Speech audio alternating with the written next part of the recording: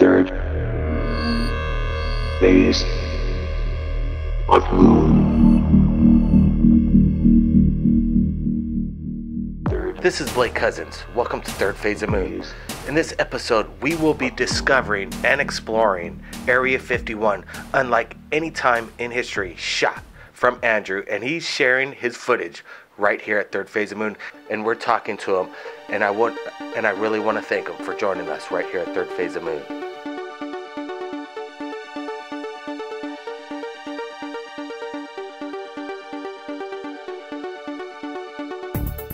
So we're going to park right in here and begin the trek. Show you a little bit of what we're taking up with us here. Somehow we're going to try and get these chairs up to the top of the mountain.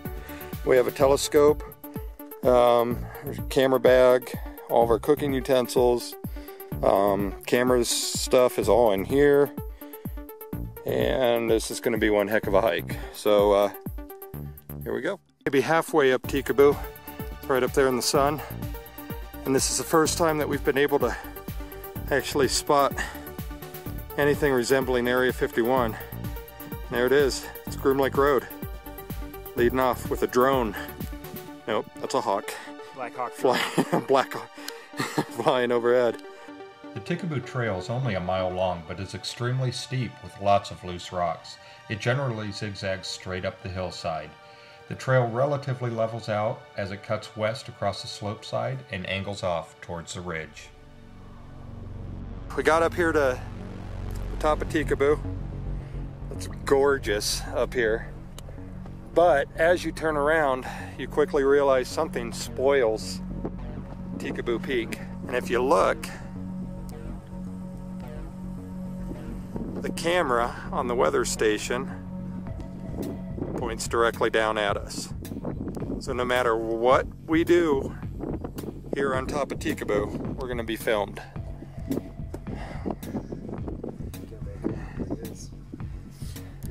And that camera is definitely on the swizzle, man. Oh yeah.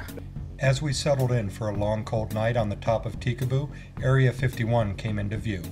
With 7 runways and more than 25 hangars, the base is truly impressive. Alright, so it's 9 o'clock.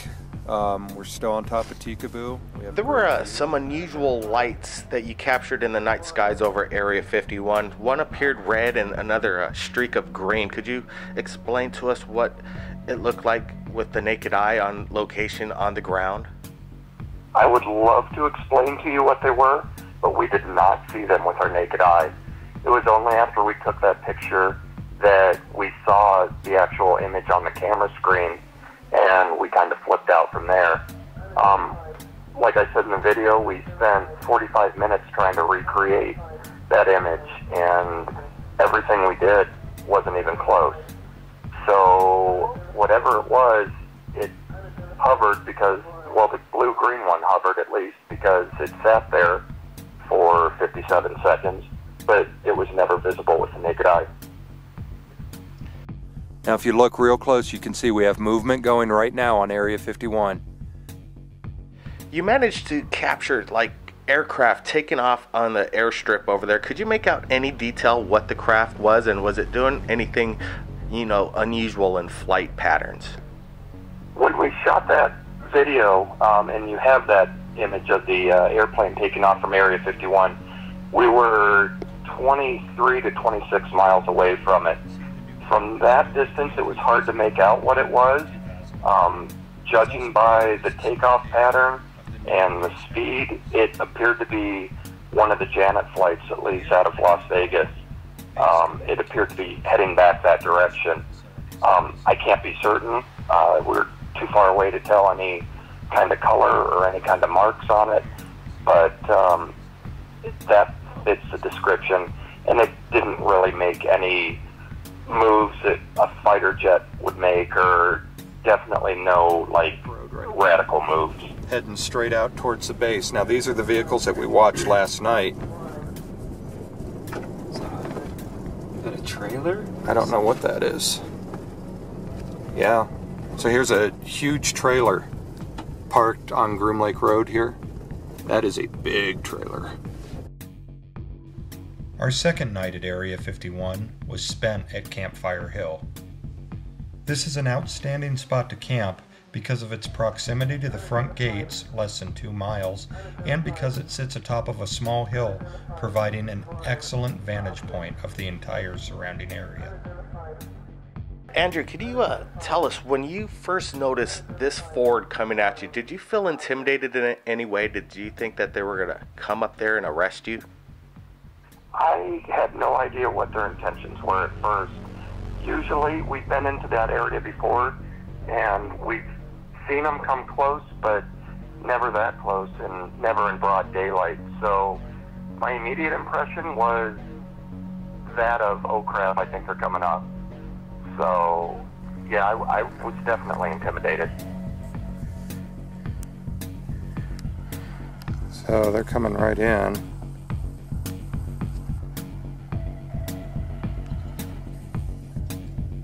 Well, that's as close as I've ever seen them.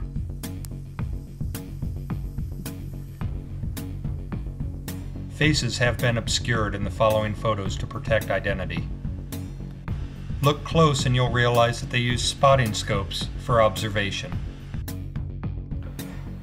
You know, you had a mission to get close to Area 51. What would you like from our government to come forward and, you know, disclose on what's going on over there, and what do you think in your gut is what is going on under the secret hidden base of Area 51? Well, I'd like the government to come forth at least with some kind of explanation. I mean, we're paying for the $68,000 Ford Raptors that they're driving around. We're paying for all the jet fuel that they're using.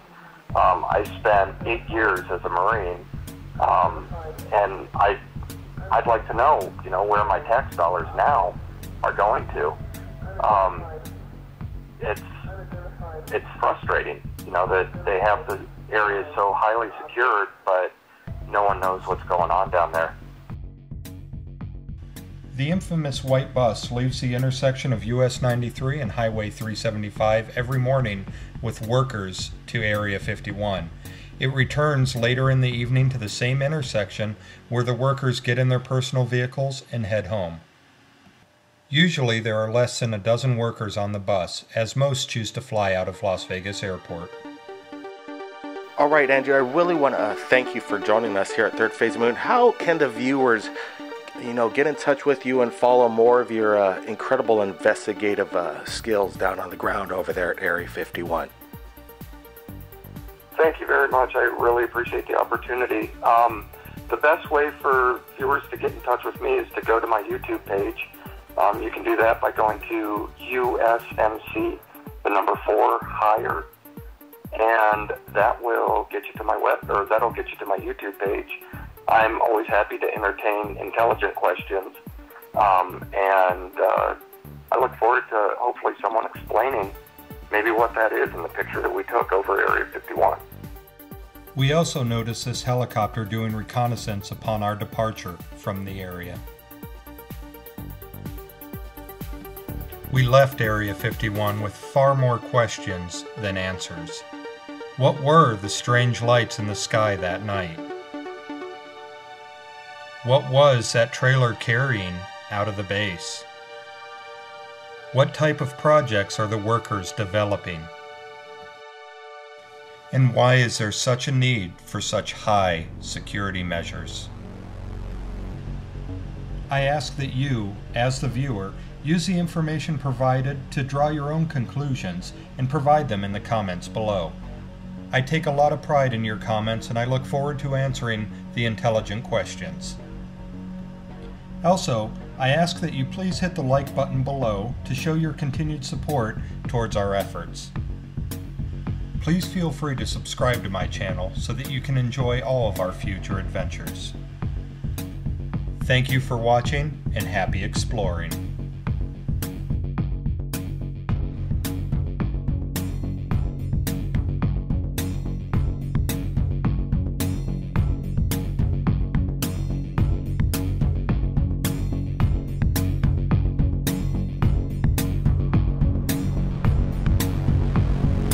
Unidentified flying object. had only been atop Campfire Hill for 15 short minutes before we had our first interaction with the camo dudes. Okay, so they're stopping, coming in, and he's coming right up to us. What follows is the closest anyone has gotten to the camo dudes without being arrested. Alright, this has never happened before.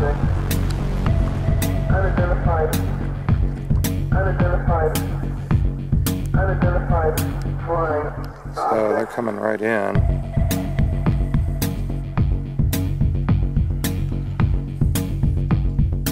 Well, that's as close as I've ever seen them.